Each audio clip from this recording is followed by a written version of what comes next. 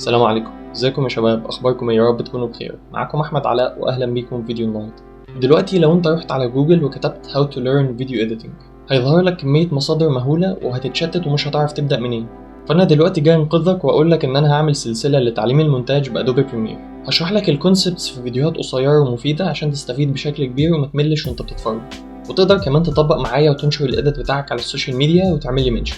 طيب هنتعلم ايه في الفيديو بتاع النهارده؟ هنتعلم ازاي نعمل بروجكت جديده وازاي ان احنا نقص الفيديوهات ونحط صور وتكست على التايم لاين، وهنتعلم ازاي نحط افكتس وترانزيشنز، واخيرا هنتعلم ازاي ان احنا نعمل اكسبورت عشان نرفع الفيديو بتاعنا على السوشيال ميديا. وكمان هقول لكم على مواقع تجيبوا منها الستوك فوتج اللي هتشتغلوا بيها. وبس كده، يلا بينا.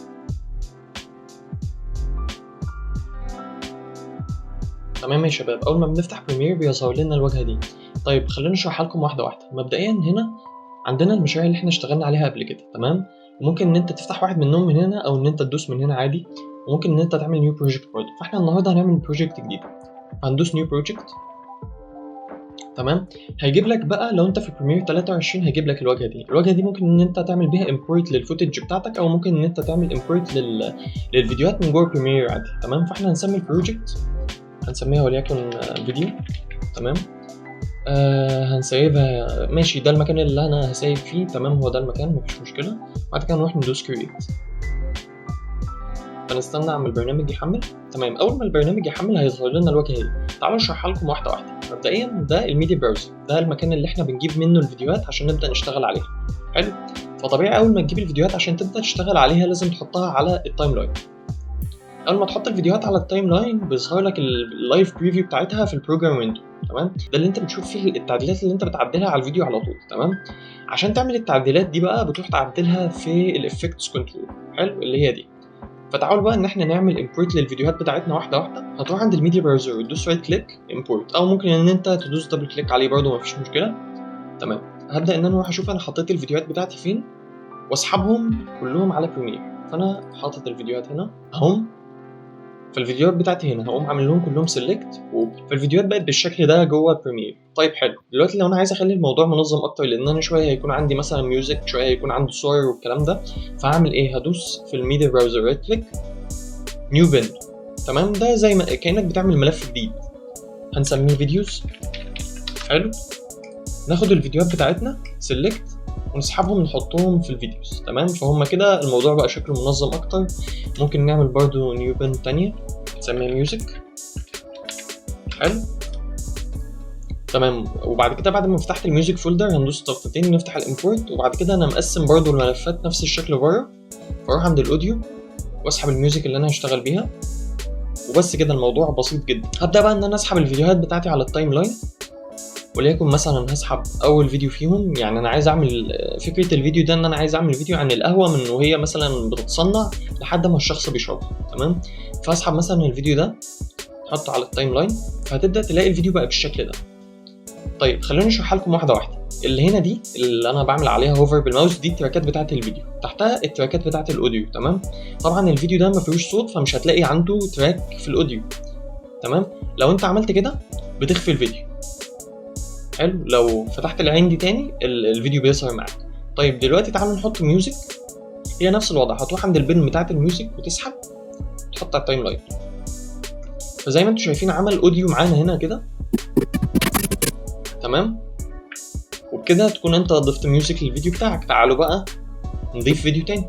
هنروح عند البين بتاعت الفيديوز ونجيب بقى فيديو تاني. نفترض مثلا ان احنا خلاص جبنا حبوب القهوة، دلوقتي عايزين بقى ايه؟ نجيبها مثلا وهي في بروسيس تانية. هنجيب الفيديو ده. تمام، بالشكل ده كده. فكده انت حطيت فيديو تاني. نفس الوضع بقى هنكمل بالشكل ده لحد مثلا ما نجيب الفيديو ده كده، وبعدين الفيديو ده، وبعدين الفيديو ده. تمام، بكده يبقى احنا ضفنا الفيديوهات بتاعتنا كلها على التايم لاين. لو حد برضو يعني عايز يعرف انا بعمل زوم ازاي، انا بدوس على الت وبالماوس ويل، لما بطلع قدام بتعمل زوم ان، لما برجع لورا بتعمل زوم اوت. طيب بس لو جيتوا تبصوا كده هتلاقوا ان الفيديو بتاعنا دقيقه و29 ثانيه. طيب الفيديو ده طويل، احنا عايزين الاديت مثلا يوصل 20 ثانيه او 30 ثانيه. طيب هنعمل كده ازاي؟ هنبدا ان احنا نقص الفيديوهات بتاعتنا. طيب هنقص الفيديوهات ازاي؟ احنا هنا عاملين سيلكت على السلكشن تول. هنبدا ان احنا ننزل نروح عند الريزر تول ندوس عليها، لو جيت ضغطت بقى في التايم لاين على اي فيديو عندك هتلاقي ان الفيديو اتقص، يعني الفيديو ده بقى جزئين. تمام. هنمسح مثلا الجزء ده. تمام. طيب المسافه اللي ما بينهم دي لسه هنروح مثلا ونسحب الفيديوهات كلها كده بالشكل ده هياخد مننا وقت طويل، بالذات لو انت بتشتغل على بروجكت اكبر. فهنعمل ايه؟ نرجع كده كنترول زد، هتروح عند المسافه دي تقف عليها تعمل لها سيلكت وتمسح. حلو. تمام. هنعمل بقى نفس الوضع للفيديوهات التانية اللي عندنا. سيلكت، يعني هنقص ونعمل سيلكت ونمسح. تمام بالشكل ده. يعني كده الفيديو بقى معانا 35 ثانيه. تمام. حلو. تمام. دلوقتي هنعمل نفس الموضوع في الميوزك. انا هشوف الجزئيه اللي انا عايز الموسيقى تبدا من عندها وهقص من اولها.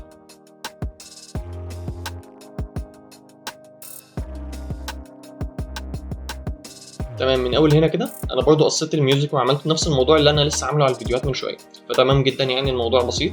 تمام. دلوقتي لو احنا مثلا عايزين نضيف افكت الكروب مثلا اللي انا اتكلمت عنه في فيديوهات قبل كده، هل بقى هروح ان انا اعمل سيلكت على الفيديو واكتب مثلا هنا كروب واسحبه على كل فيديو؟ يعني انا هنا عندي 5 فيديوهات، نفترض ان انت عندك 100 فيديو في التايم لاين، الموضوع هيكون متعب جدا ان انت تعمله بالشكل ده. فهنعمل ايه؟ بدل ما تحطه على كل فيديو لوحده، هنروح هنا عند الميديا براوزر ندوس رايت كليك، نيو ايتم، ادجستمنت لاير. الادجستمنت لاير ده هو لاير فاضي انت بتحط عليه الافكتات بتاعتك، فاحنا هنسحبه على الفيديو بتاعنا بالشكل ده، يعني فوق كل حاجه. تمام.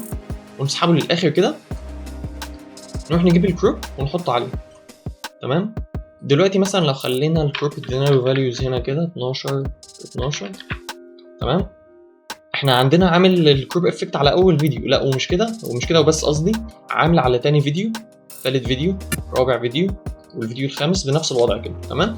فانت كده بكل بساطه عملت افكت وحطيته على كل الفيديوهات. وقيس على كده حاجات كتير، كل الافكتات بتتعمل بنفس الشكل ده. تمام. يعني مثلا لو انا عايز اعمل بلور برضو، يعني هي البلور مش منطقيه قوي في الفيديو بتاعنا، بس لو عايزين نضيفها تمام هتروح تكتب بلور، هتجيب مثلا الجوجن بلور. تمام. تحطها على الفيديو وتعلي البلورنس مثلا خليتها 50، هتلاقي ان الفيديو كله بقى بلور. تمام. فالموضوع بسيط جدا، احنا كده ضفنا الافكت. تمام. طيب دلوقتي لو احنا عايزين نضيف تكست هنعمل كده ازاي؟ هتدوس على حرف التي او تروح على التايب تول تدوس عليها من هنا وتدوس في البريفيو ويندو عندك وتكتب مثلا اي حاجه، اكتب مثلا كوفي بالشكل ده كده. حلو. فكده انا كتبت تكست. تمام. لو بصينا في التايم لاين هتلاقي ان التكست مكتوب عندك. لو مثلا انا عايز اخليه يبدا مع الفيديو الثاني وينتهي معاه، فيبقى بالشكل ده كده، بدا مع الفيديو الثاني وانتهى معاه. تمام. لو احنا مثلا عايزين نغير الفونت هتعمل ايه؟ هتروح تقف على التكست. تمام. وتدوس على كلمه تكست هنا وتبدا انك تغير الفونت اللي انت عايزه. يعني مثلا انا لو عايز الفونت ده مثلا، لقيته بالتالي غير الفونت عندي. حلو. لو انا عايز اوقف التكست في نص الشاشه بالظبط هعمل ايه؟ هتدوس كنترول وانت عامل سيلكت على التكست، هتلاقي ان هو بدا يعمل سنابنج معاك، هتخليه في نص الشاشه كده. تمام. فبكده الموضوع بقى بسيط جدا. لو انت برضو عايز تخلي الانكر بوينت في النص نفس الوضع، برضو هتروح تعمل عليها سيلكت وكنترول وتبدا انك تحرك. تمام. تمام. عايز مثلا تكبر التكست، عندك كذا طريقه، ممكن تكبره من هنا. تمام. او تعلي اللي هو حجم الفونت، برضه هنعمل نفس الوضع، هنحطها في نص الشاشه. تمام. بكده احنا ضفنا تكست. دلوقتي مثلا لو عايزين نضيف صوره بكل بساطه تروح تجيب صوره مثلا من عندك من على الجهاز، نجيب مثلا من هنا وليكن مثلا الصوره دي. حلو. نفس الوضع هتسحب وتحط على التايم لاين اللي هي الصوره بتاعت السبسكرايب كده مثلا، عايزها تبدا مع الفيديو الثالث وتنتهي معاه، هحركها كده. تمام. ونسحب لحد ما نخليها مع الفيديو الثالث وبتنتهي معاه. تمام. فالموضوع بسيط جدا. دلوقتي نيجي لنقطه ثانيه وهي الترانزيشنز. لو انا عايز اضيف ترانزيشن ما بين التكست والصوره دي هعمل كده ازاي؟ بكل بساطه هتروح عند الافكتس بانل من هنا، ولو ما لقيتهاش مفتوحه عندك ممكن تروح عند ويندو ورك سبيس وتختار افكتس. تمام. هتنزل هتفتحها بالشكل ده، هتنزل لفيديو ترانزيشنز وتختار مثلا حاجه من عندك من هنا. يعني انا مثلا لو عايز اختار سلايد واختار مثلا الويب واحطها ما بين الفيديوهين بالشكل ده، نيجي نتفرج هتلاقي ان هو عمل لك بالشكل ده كده. تمام. فهو عمل لي انتقاله ما بينهم. فبرضه موضوع الانتقالات بسيط جدا وممكن ان انت تعمل بيه حاجات كويسه لو اتعلمته صح. تمام، دلوقتي اللي ناقص بقى ان احنا نعرف ازاي نعمل اكسبورت للفيديو بتاعنا. بكل بساطه فكره الاكسبورت يعني انت دلوقتي عملت امبورت عشان تضيف الحاجه جوه البرنامج، فانت بتعمل اكسبورت عشان تخرج الحاجه من البرنامج. فانت هتكون واقف عند التايم لاين وتدوس كنترول ام، وعندك برضه كذا طريقه. يعني احنا دوسنا كنترول ام اهو جاب لنا الاكسبورت ويندو. تمام، في كذا طريقه برضه. لو انت في بريمير 23 هتروح هنا، انت عندك اديت هتروح على اللي جنبيها اللي هي اكسبورت، نفس الفكره برضه. تمام، في طريقه ثالثه هنروح عند اديت تاني. تمام، هنقف عند التايم لاين هتروح عند فايل اكسبورت ميديا. تمام، ادي كده انا وريتك 3 طرق، وبرده الموضوع ده بيكون على حسب الفيرجن اللي انت فيها. فالمهم نرجع للموضوع بتاعنا. احنا عندنا الفايل نيم هتسميه مثلا كوفي. تمام، هنا اللوكيشن ده المكان اللي انت هتسيف الفيديو فيه، وليكن هنا. تمام، سيف. تمام، عندنا بقى البريسيت، او قبل البريسيت خليني اقول لكم على الفورمات. الفورمات دي هي الصيغه اللي الفيديو بيخرج بيها. تمام، فانت هنا اختار H264، دي اهم حاجه انك تعملها. تمام، عندك بقى البريسيت دي بقى اللي هي مثلا الفيديو عايزه فول اتش دي، عايزه اتش دي بس، عايزه مثلا 4K وهكذا يعني. فانا اختار الفيديو بتاعي اللي هو فول اتش دي اللي هو 1080. تمام، وابدا ان انا ادوس عند كلمه اكسبورت، وبكده نكون احنا خلصنا الفيديو. تمام، طبعا سرعه الاكسبورت بتعتمد على امكانيات الجهاز بتاعك. هو ممكن مثلا عند شخص ياخد الاكسبورت منه وليكن 5 دقائق، عند شخص تاني ياخد ساعه. تمام، بس هو الفيديو اللي احنا عملناه صغير فهيعمل اكسبورت بسرعه. وبكده نكون احنا خلصنا الفيديو بتاعنا. فانا هحط شويه تعديلات بنفس الحاجات اللي انا وريتها لكم، ونشوف بقى الفيديو بتاعنا هيكون عامل ازاي في النهايه.